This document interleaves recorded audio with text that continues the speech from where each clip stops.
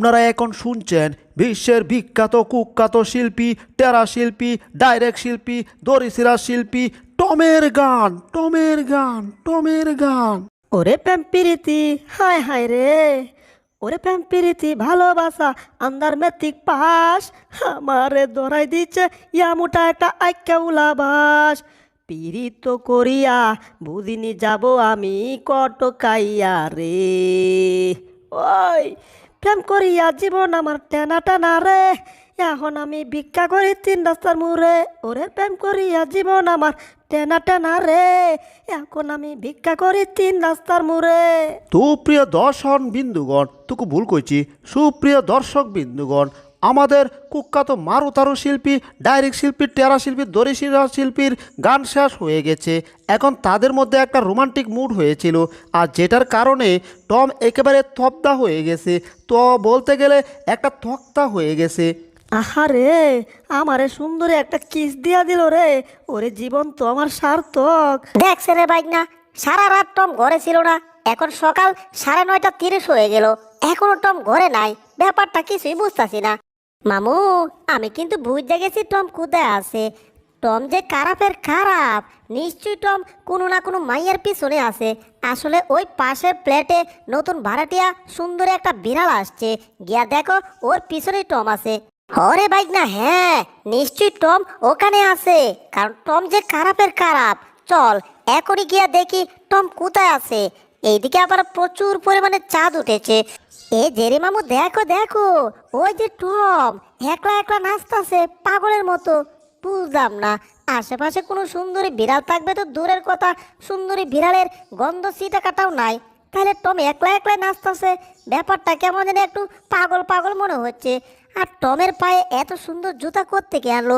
মামু দেখো, টমের পায়ে কত সুন্দর সুন্দর জুতা, জুতাগুলো দেখে কেমন যেন অদ্ভুত অদ্ভুত মনে হচ্ছে, তাই না মামু? কিন্তু জুতাগুলো আনলো কোত্থেকে? আমার পায়ে আছে জাদুর জুতা, আমার সাথে কেউ পাঙ্গা নিলে দেব তারে আন্দা গুন্দা ঘুতা, আর ঘুতাকে উড়ে যাবে তার তোতা। আজকে অনেক ড্যান্স করেছি, এইবার এখানে একটু দাঁড়িয়ে, কি ব্যাপার, এখানে কি হচ্ছে? ওই যে কালো জুতাগুলো আমার অনেক পছন্দ, আমার অনেক দিনের স্বপ্ন, আমি কালো জুতা পায়ে দিব। তুমি আমাকে কালো জুতাগুলো কিনে দাও না। না গো সোনামণি, এই জুতা কিনা সম্ভব না, কারণ এই জুতার টাকাগুলো যে আমার কাছে নাই, তাহলে কেমনে তোমাকে কিনে দেব? ছোট বাচ্চাটার স্বপ্ন এই জুতা কেনার, কিন্তু তার মা টাকা নাই বলে কিনে দিতে পারতেছে না। এখন আমি কি করতে পারি? আমার কাছে তো একজোড়া জুতা আছে, এই জুতা দিয়ে আমার কোনো লাভ নেই। বাচ্চাটাকে যদি দেয়া দেই তাহলে বাচ্চাটা অনেক খুশি হবে। একটা কাজ করে এই জুতাগুলো আমি চুপ করে ওদের ব্যাগে রেখে দেই। জুতা, আসলে তুমি আমার অনেক প্রিয় ছিলে, আজ থেকে অন্যজনে প্রিয় হবে। এই যে চুপ করে ব্যাগে রেখে দিলাম, তারপর আমি চলে গেলাম। মানে কাউকে কিছু দিতে হলে গোপনেই দিতে হয়। কি ব্যাপার, আমার ব্যাগটা হঠাৎ ভারী ভারী লাগতেছে কেন? আরে ব্যাগের ভিতর তো দেখা যাচ্ছে এক জোড়া কালো জুতো। এবার আমি গাছের আড়াল থেকে লুকিয়ে লুকিয়ে দেখব ওই বাচ্চাটা কেমন খুশি হয়, সেটাই আমি দেখব এখান থেকে। মামু দেখলে টম কত ভালো একটা কাজ করে ফেললো, তার পায়ের জুতাগুলা ওই সোনামণি বাচ্চাটাকে দিয়ে দিল। কিন্তু এমন একজোড় জুতা তুমি যদি আমাকে কিনে দিতে তাহলে তো আমারও খুব ভালো হতো। মামু, একজোড় দাও না কিনে আমাকে। আমার স্বপ্নের জুতা আজকে আমি পায়ে দিয়েছি, কত আরাম লাগতেছে। আরে নাচতে মন যাচ্ছে, কি আনন্দ, আকাশে বাতাসে। আজকে আমি অনেক খুশি, এই জুতাগুলো পেয়ে অনেক অনেক খুশি আমি। আমি অনেক খুশি, কাউকে কিছু দিলে সে যে এত খুশি হয় সেটা আমি আজকে আমার নিজের চোখে দেখে আমার এত ভালো লাগতেছে, আমি বলে বোঝাতে পারবো না। আজ থেকে আমি যা পারি তাই অন্যকে দেওয়ার চেষ্টা করব, খুশি করানোর চেষ্টা করব। তাই বলে আমি জেরির উপকার করব না, এখন জেরির কাছ থেকে তার বাঁশিটা চিনিয়ে নেব। দাও, বাঁশিটা আমার কাছে দিয়ে দাও। আজকে মন খুলে বাসি, কি ব্যাপার, বাসিটা টম নিয়ে নিলা কেন? কারণ এই বাড়িতে সব ভালো ভালো জিনিসগুলা একমাত্র আমি বাজাবো, তোমরা কেউ পারবে না, ঠিক আছে? এখন আমি যাই, বাঁশি বাজাই। কিরে, কিসের মধ্যে পাড়া দিলাম? নিচে একটু চেয়ে দেখি তো। ওরে সত্তা কল, এখানে চিল্লানো যাবে না, পাশের রুমে ওই কুকুরটা ঘুমিয়ে আছে, যদি ঘুম থেকে উঠে আমার খবর আছে তাড়াতাড়ি বাহিরে গিয়ে চিল্লাতে হবে। ওরে, শরীর থেকে কত লম্বা করলাম, ডাস্টবিনের মতো মুখ ঢুকিয়ে দিলাম। ও, ওরে, শরীর থেকে কত লম্বা করলাম, ডাস্টবিনের মতো মুখ ঢুকিয়ে দিলাম। ওরে, শরীর থেকে কত লম্বা করলাম, ডাস্টবিনের মতো মুখ ঢুকিয়ে দিলাম। ওরে, শরীর থেকে কত লম্বা করলাম, ডাস্টবিনের মতো মুখ ঢুকিয়ে দিলাম। ও, বাপরে বাপ, পায়ে আমার সত্তা কল আটকে গেছে। ও যাক বাবা, অনেক হয়েছে। গলা লম্বা করে বাহিরে চিৎকার করে আবার ভিতরে চলে আসছি। বাবারে বাবা, অল্পের জন্য ওই কুকুরটার হাত থেকে বেঁচে গেছি। এইবার পুচকে ইঁদুরের দল, তোদের খবর আছে। তোরা আমার পায়ে সত্তা কল দিয়ে আমাকে শাস্তি দিতে চাস, আজকে তোদের একদিন আমার জয় দিন লাগে রে। এই বাইক না, টম যেভাবে আমাদেরকে দৌড়াচ্ছে, ধরতে পারলে খবর আছে। দাঁড়াও, তাড়াতাড়ি ওই কুকুরের কাছে চলে যাব। হ্যাঁ, এইবার দেখি টম কি করে। এই স্টপ স্টপ স্টপ, এক সিটা সামনে যাওয়া যাবে না রে। এই পুস্কিদের দল, এখানে কোনো কথা বলবি না, চুপ থাক। এটা যদি ঘুম থেকে উঠে খবর আছে, আরে বাবা রে তুই চুপ থাক। উম, উম, আমার মুখ চেপে ধরছো কেন? আমাকে চালো। ওরে তোরে চারা যাবে না রে, তোরে চাললে আমাদের দুনিয়া চাটতে হবে। কুকুরটা কি নড়ছে নাকি? সর্বনাশ, কুকুরের শ্বাস এসে হয়তো আমরা উড়ে উড়ে যাচ্ছি। উরে বাবা রে বাবা, কি শ্বাস রে এটার। আম, গরর, গরর, গরর। বাবারে বাবা, তোরা এখানে চুপ থাক, তারপর আমি তোদেরকে দেখতেছি। এইবার চল, এইবার তোদেরকে আমি ধরেই ছাড়বো। পুচকে ইঁদুরের দল, তুই এটা কোথায় উঠে গেলি?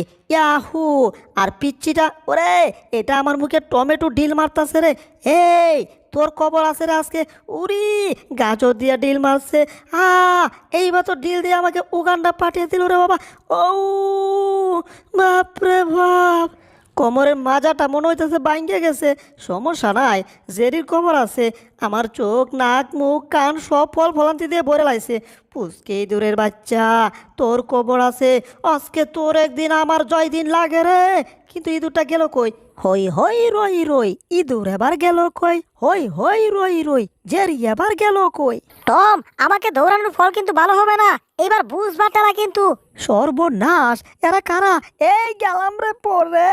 সমস্যা নাই, পড়ছি তো কি হয়েছে, এদের পায়ের নিচে না পড়লেই হলো। বাপরে বাপ, ওরা গেছি রে, যা ভাবছিলাম তাই হইলো। আমারে পাড়ায়া পাড়ায়া চ্যাপটা করে চইলা গেল রে বাবা। মাথাটা ঘুরছে, চোখে শুধু মোটা মোটা সর্ষা ফুল দেখতাছি। এ কামড়া হইল কি? হই হই রই রই, টমের পাওয়ার গেল কই? এখন আমার মিছিল আমি করি। এ এ এ সোজা হইতে পারতাছি না। উরে বাবা, কোমর সোজা করতে গেলে মাজা ভেঙে যায়, তুরু পেট ভেঙে যায়। টমকে সাহায্য করার ধাপ 1 পার হয়ে গেছি। এইবার ধাপ 2। এই যে টমাস, পারলে তুমি আমাকে ধরো দেখি, না পারলে তুমি কচু কাওড়া, কচু কাওড়া। কি? জেরি আমারে হাইনসা কচু কাওড়া কইছে? তবে রে দেখ, এইবার আমি আঙ্গুলে ফু দিয়ে কলা গাছ হয়ে যাবো। পু, ওরে সব হাওয়া আবার বাইরে হয়ে গেছে। সমস্যা নাই, এইবার তোর খবর আছে। ডাকনাটা খুলে দেখি তো রাস্তাটার কি অবস্থা। এখানে শব্দ করলো কি? দূর জায়গা। এটা কি হলো? আবার আমার চাপটা চিতই পিঠা বানিয়ে দিল। ওরে জেরিকে কিছুতে ধরতে পারছি না, বরঞ্চ আমার অবস্থা শেষ। কিন্তু না, আমি যে অবস্থায় থাকি না কেন রে বাবা, জেরিকে তো আমার দৌড়াতেই হবে। কারণ আমার জন্ম থেকে জন্মান্তরের শত্রু জেরি, একে কি আর ছাড়তে পারি? এতক্ষণ তো টমকে আমি ধাপ 1 আর ধাপ 2 সাহায্যতা বাহিরে করেছি। এইবার টমকে আমি সকিনা পার্কের ভিতর ঢুকিয়ে তারপর সাহায্যতা করুম। আসো টম, আমার পিছে পিছে আসো, আর কোনো মতে এই সকিনা পার্কে একবার ঢুকো। আজকে শুক্রবার, জুম্বা পড়তে চলে যাব। আমি একটা কাজ করি, দরজাটা লক করে রাখি যাতে কেউ বাইরে এসে ঢুকতে না পারে। দরজা লক। এ এ এ কমার আটকা গেল। ধর, সমস্যা নাই। ও, টান দিয়ে তো চিটকে পড়ে গেলাম রে বাবা, সমস্যা হয়েই গেল। ওই জেরি দাঁড়া কইতাছি। এই জেরিটারে দৌড়াইতে দৌড়াইতে সকিনা পার্কে ঢুকে গেছি। সমস্যা নাই, তাও আমি জেরিকে দৌড়াই চারুম। একে চারা যাবে না। তুই উপর দিয়ে যাচ্ছিস, আমি উপর দিয়ে যাবো, তাও মাগার তোকে দৌড়ে চারমো। হায় হায়, টম তো আমার পিছু কিছুতেই ছাড়ছে না। টম যেভাবে আসছে, এইবার বুঝি আমাকে ধরেই ফেলবে। বুঝতে পারছি, নতুন আরেকটা কৌশল কাটাতে হবে। এই তো নতুন কৌশলের সাপ একটা পেয়ে গেছি। এইবার এটাকে প্রথমে জাম্পিং করতে হবে স্প্রিংয়ের মতো। এরপর এটাকে দিয়ে জাম্পিং করে টমের ওপারে চলে যেতে হবে। আর এতে টম আমাকে ধরতে এসে পাহাড়ের সাথে ঢুস খাবে। এটা যেভাবে লাফালাফি করছে এভাবে না, এটাকে লাফ দিয়ে ধরতে হবে। ইয়াহু! ওরে গেছি রে! ইঁদুরটাকে ধরতে গিয়ে পাহাড়ের সাথে ডুস খাইলাম। ও, আবার উপরেটা কি এসে পড়লো রে বাবা! কত মোটা বেড়া! ওরে ওরে ওরে ওরে ওরে, কোন দিক দিয়ে বেরিয়েছি? কি রে, এটা আমি কোন দিক দিয়ে বেরিয়েছি? হ্যাঁ, বেড়ার পেট ছিদ্র করে। সমস্যা নেই, ওইদিকে তো জেরি পালাইতেছে। তাড়াতাড়ি জেরিটাকে ধরতে হবে রে বাবা। টমকে তো কিছুতেই সাহায্য করতে পারতেছি না, ধাত্রী আমি কিছুতেই পূরণ করতে পারতেছি না। তাহলে কি করা যায়? এখানে একটা ভাগ আছে, না এটা দিয়ে হবে না। এখানে একটা হাতির সুর আছে, এটা দিয়ে কি কিছু হবে নাকি? একটু ভেবে দেখি তো। আমার পেটটা সামনের দিকে দিয়ে দৌড়াচ্ছি, তাও আমি জেরিকে ধরতে পারি না। কিন্তু জেরি এই পিচ্ছি পিচ্ছি পানি আছে কেমনে দৌড়াই, সেটাই আমি বুঝি না। হ্যাঁ জেরি, আমি তোমার বন্ধু হতে চাই, তুমি কি আমার বন্ধু হবে? আবার জিগায় তোমার বন্ধু হব না মানে? তোমার বন্ধু হওয়া মানে তো এখানে বিশাল পাওয়ারের খেলা মেলা, আর তোমাকে দিয়েই তো হবে টমের জিন্দিগির শেষ লীলা মেলা। বন্ধু, তুমি কি আমাকে একটা কাজ করে দিতে পারবে? তোমার কাজ করে দিতে হবে? অবশ্যই অবশ্যই, আমি তোমার কাজ করে দিতে পারবো। বলো কি কাজ? তাহলে বন্ধু শোনো, আমি না মুক্ত স্বাধীনভাবে ঘুরতে চাই। আমি জঙ্গলে হাতি, জঙ্গলে থাকতে চাই, কিন্তু ওরা কি করেছে, আমাকে এখানে বন্দি করে রেখেছে। তুমি মনে করো, আমি অনেক দিন আগে একবার চেষ্টা করেছিলাম এখান থেকে বের হওয়ার জন্য, আর এই চারপাশে একটা বিশাল বড় দেওয়াল আছে। সেই দেওয়ালটার জন্য আমি পার হতে পারি না। আমি গাছের নিচে দাঁড়িয়ে থেকে অনেক চিন্তা ভাবনা করছি। চিন্তা ভাবনা করে বুঝতে পারছি যে এখান থেকে বের হতে হলে দেওয়ালটাকে আগে ভাঙতে হবে, এরপর এখান থেকে পালাতে হবে। কিন্তু ভাগ্যিস দেওয়াল তো ভাঙতেই পারলাম না। এরপর কি করলাম, দেওয়াল টপকে পার হলাম, এরপরও পালাতে পারলাম না। কেন জানো? এরপর আমাকে ধরে নিয়ে আবার চলে আসছে। কিন্তু আমার অনেক দিনের শখ, আমি বাদাম খাবো। বাদাম তো জঙ্গলে গেলে খাবো, কিন্তু এখানে তো বাদাম আমাকে দেয় না। কি বলে? পালাতে গিয়েছিল, আবার সেখান থেকে তোমাকে ধরে নিয়ে আসছে? হ্যাঁ বন্ধু, এই জন্য এরপর থেকে আমি আর পালাই না। তবে না, আমার মাথায় একটা বুদ্ধি আছে। ওই ঘরের ভিতর না বাদাম আছে একটা মেশিনের ভিতরে। ওই মেশিন থেকে বাদাম আমি চাইলেই বের করতে পারি আর খেতে পারি, কিন্তু পারি না কেন জানো?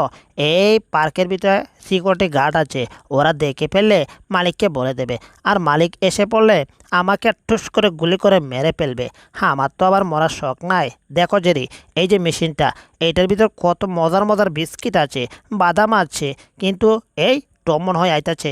এই যে এখনই তাড়াতাড়ি লুকায় পড়তে হইব, কারণ টম দেখে ফেললে মালিককে কইয়া দিব।